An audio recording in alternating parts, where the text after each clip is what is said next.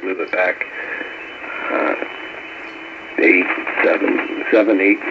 It don't matter to me. What do you think about that, Chuck?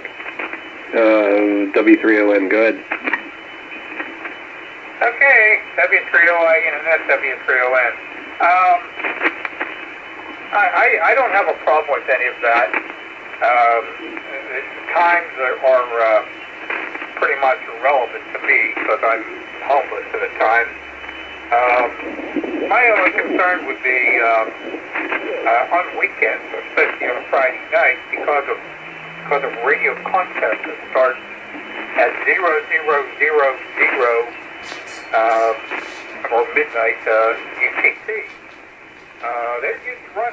Some of them can run 48 hours, and they get some of them are very, very, very busy. And so you're always going to run into that no matter what you do. As far as the foreign broadcast is concerned, people hands on 40 meters have been complaining about the foreign broadcasters for all my lifetime. But the plain truth of the matter is that they are authorized, except in our region, which is West Concord Region 2, I believe. So 1 and 3 allow broadcasting from 7,200, I think, all the way up to almost 8 megahertz. On 5, most of the time they run 5 kilohertz between the channels because their signals are on AM or 6 kilohertz wide most of the time. So they operate on I would say even frequency, but 7200, 7205, 7210, 7250, you get the idea. And they are authorized to do that worldwide except in our region. And unfortunately, the rest of the world only has, I think they only have privileges on voice up to 7200. I don't think they're allowed beyond 7200 in most of the world on amateur radio operation. So you don't hear that much of the. Now there are some countries that do allow that, but most of them do not. And so that's another reason too why the broadcast stations are prominent, and they show up on the air. Their signals are propagated into our area from Europe into Africa, and all that kind of stuff like that. They're running a fair amount of power, 50 kilowatts or more, and with directional antennas, not directed necessarily to our area. They may be broadcasting to, say, Africa. Africa is very, very popular right now on the among the shortwave broadcasting. I'm not sure why it is, but it is. And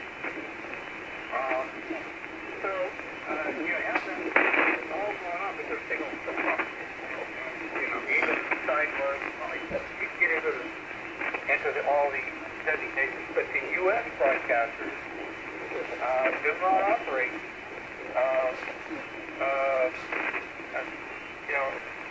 in that part of the band, so they're not authorized. So limited to an odd frequency like here, 7218, that's fine. I don't have a problem with any of that. 7 o'clock would probably be okay by me, as far as I'm concerned. 8 o'clock, that's, like I said, that's about the time those contests start up. And the band gets very, very full. As one of our club members reported the other night, how full the band was, 40 meters was in the evening. And because, you're from 7200 and up, you're tuning between the broadcast stations. And so, with the swap overs, they're 6 kilohertz wide, so they're on 7200. They're also at 7195.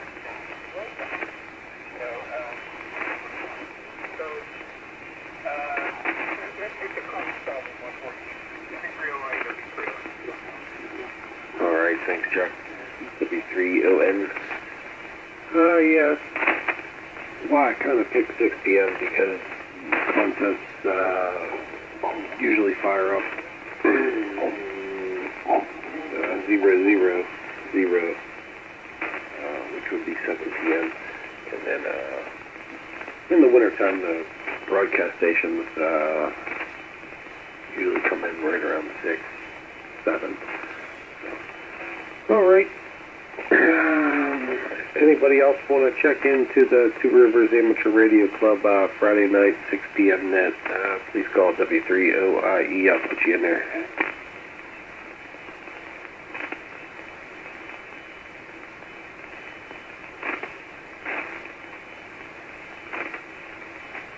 All right, nothing heard. I'll save the number 2 question for next week.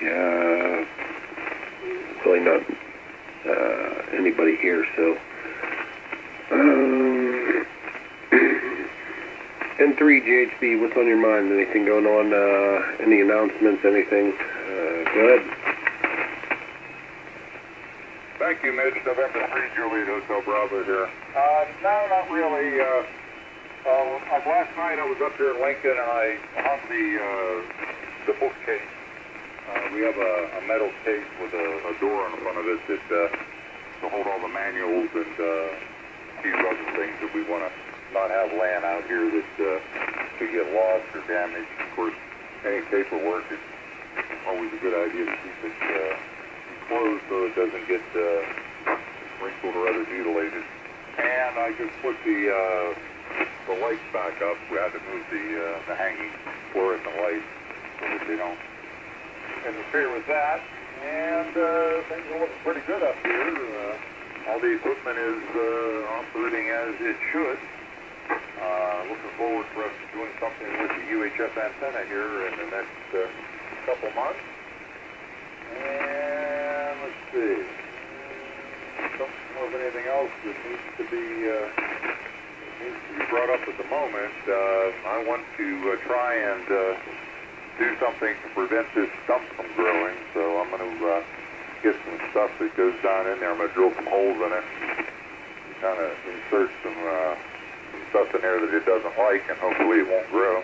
Other than that, everything is pretty much okie-dokie up here. Too bad we didn't have other people. I sent a text message to Bill out there in Arizona. I don't know if he has 40-meter capability out there or not. He should. And I'm surprised there's not some other people on here. So, anyway, let's see if anybody else wants to come and join us here on the Two Rivers net. And I'll send it back to you, Mitch. It's November 3, Juliet Hotel Bravo. Yeah, copy that. Anybody else want to check in Two Rivers Amateur Radio Club 40-meter net? Please call W3OIE. Go ahead. Nothing heard. Jim, I got a question for you. For a field day in June, is it at the water tower site, or are you going to have it at the repeater site? It's going to be up at the water tower site there in White Oak. Okay, sounds good. I was just making sure. I didn't know if you guys were still going to have it out there, or just move it up to that field up at the fire hall. All right, Chuck, you got anything to report? Any contests you're looking forward to this weekend? I said there was a worked all provinces of China, 80, 40, 20, 15, 10. I'll be looking out for it. I'll check the spot page. Go ahead, Chuck. You're up. Okay, W3OIE, and that's Two Rivers, and that's W3ON. No, I don't have any plans on working any contest this weekend. I do know there is a sort of a ham fest, not a ham fest, it's Antique Radio Fest. It's coming up on Sunday. I think it starts in the morning and runs to the early afternoon up in Monaca, PA, up at the Center State Banquet Hall. The Pittsburgh Antique Radio Society sponsors that. I think they have another club in Ohio that helps them with that. If you've never been to something like that, it's very interesting. It's the emphasis, of course, is on old radios of all types, old test equipment.